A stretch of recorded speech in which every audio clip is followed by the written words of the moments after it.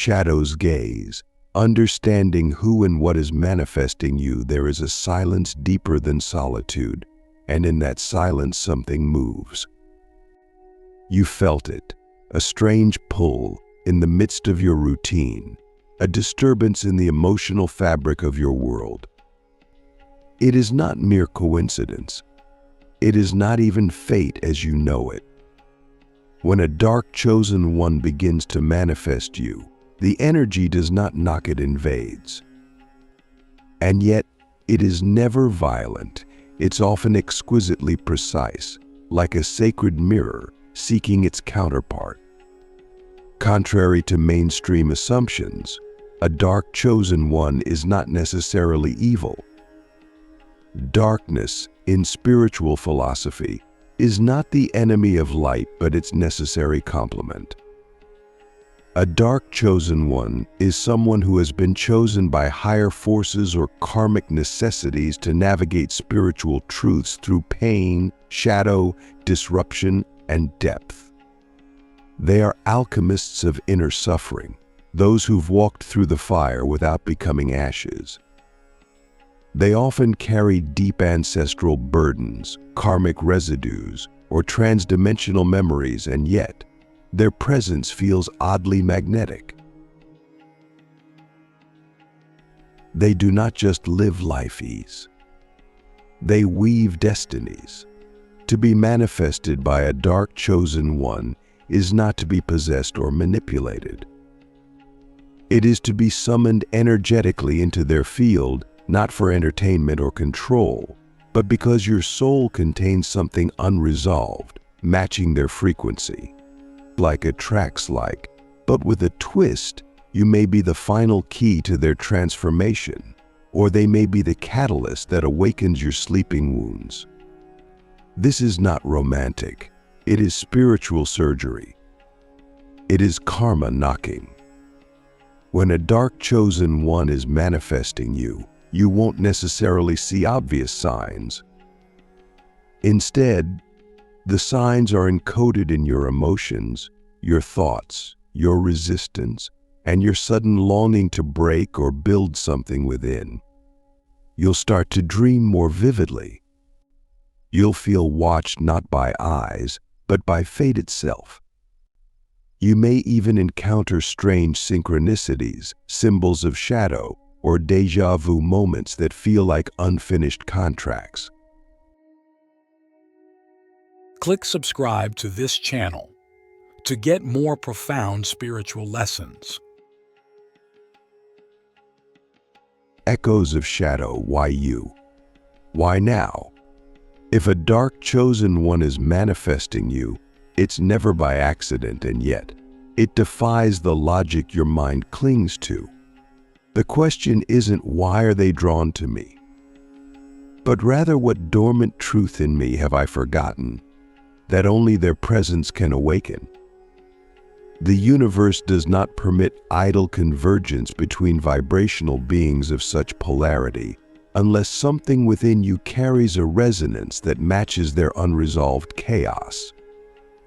You may believe that you are stable, grounded, or even spiritually progressing, but when a dark chosen one appears, they do not come to affirm your light, they come to test its integrity. Their vibration activates the unhealed corridors of your psyche, dragging ancient shadows out of hiding. And still, this isn't punishment, it's precision. Perhaps your soul has called this forth. Perhaps you were once the destroyer in another timeline, and now you must taste the vulnerability of being the one shaken.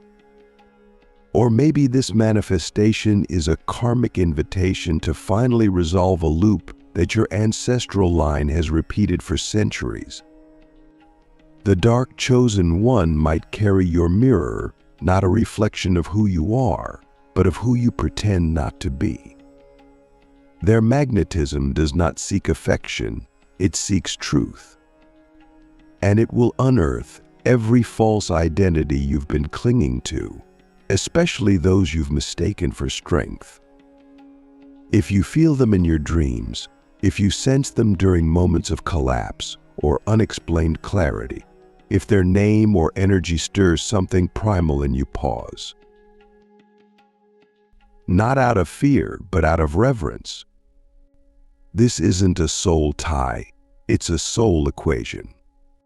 They are not stalking you, they are vibrating at a frequency your inner wound unknowingly emits. And the moment they enter your field, you are no longer the observer, you become the activated. You are the unresolved riddle in their cosmic map, the echo that their shadow was designed to chase. The spiritual irony is unbearable. Even as they manifest you, you are still the one with the choice. The question is not whether you recognize the signs, but whether you are ready to confront the part of yourself that called them forth. The myth that chose you, sacred mirrors and shadow contracts to truly grasp what it means to be manifested by a dark chosen one. We must journey into the metaphoric architecture of human mythology, where stories were never mere tales, but encoded truths hiding in plain sight.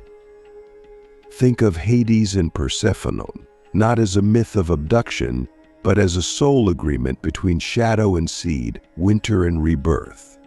Hades did not just pull Persephone into the underworld, he drew forth the part of her that was dormant, veiled beneath spring's innocence. Likewise, when a dark chosen one manifests you, they are not hunting you, they are honoring an invisible pact.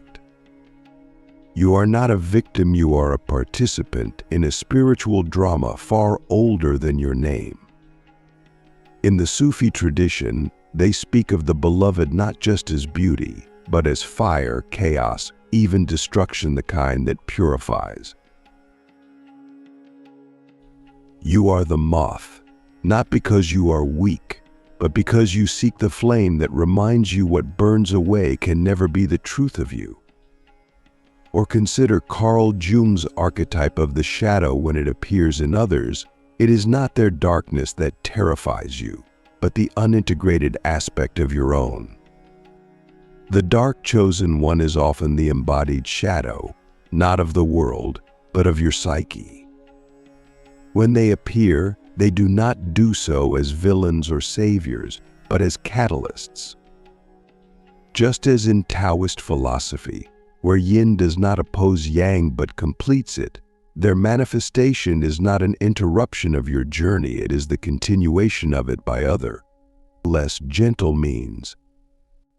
They arrive to show you the crack in your spiritual armor, the fracture in your self-image, the secret prayer you never admitted you whispered. And like Prometheus stealing fire, their presence is both a gift and a wound. You do not emerge from such a connection unchanged.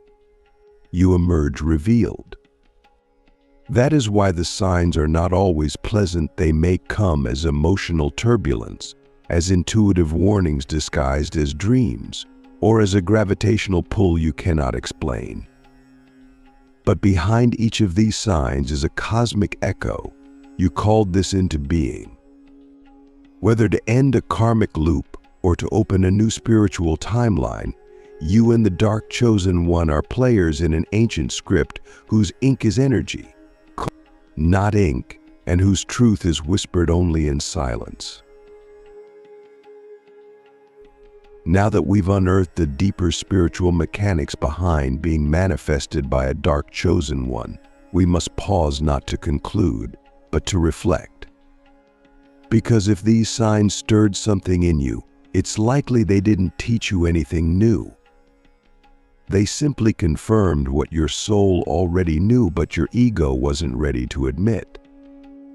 This is the essence of spiritual reflection, not reflection in the surface sense, but reflection as a recursive remembering, a looping realization that truth was always within reach and waiting to be decoded.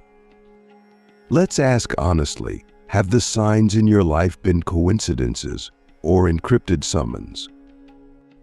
Did you truly meet that person by chance, Or did your vibration construct the exact alignment needed for collision? When your emotions became chaotic, was it really because of them or because something buried inside you was finally being disturbed?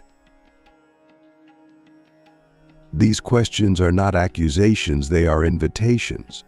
Invitations to see the role your higher self played in orchestrating a dance you pretended to stumble into. The presence of a dark chosen one is not an emergency, it is a mirror. And mirrors are only dangerous to those afraid of their own face. So ask again, why now? Why this person? Why these three signs: the dreams, the unease, the magnetic pull? Could it be that the moment you began to awaken spiritually, the universe responded not by giving you light, but by sending shadow to test your readiness? There is a terrible beauty in how spirit works. It sends us precisely what we need, not what we desire. And so the dark chosen one arrives not as a gift neatly wrapped in love, but as a wound we must unpack to reclaim our power. If the signs have appeared in your life, they are not warnings to run, they are markers that you are standing on sacred ground, between karma and rebirth, but between fear and soul forging fire. The only question left is, will you meet their gaze, or keep pretending the fire isn't yours to dance in? There comes a point where subtle becomes unmistakable, when the signs shift from symbolic nudges to soul-level reverberations. If a dark chosen one is manifesting you, these three signs will not be gentle, they will be invasive, not by force, but by frequency. The first sign is a sudden and unexplainable emotional disruption, not caused by anything external, yet overwhelming. You may feel an unshakable sadness, a fiery anger, or a wave of existential dread that seems to have no clear source. This is not emotional instability, it is energetic interference. Their frequency is brushing against yours, pulling at dormant chords of trauma, shadow, and truth. The second sign is the arrival of eerily timed synchronicities, particularly involving darkness, duality, or transformation.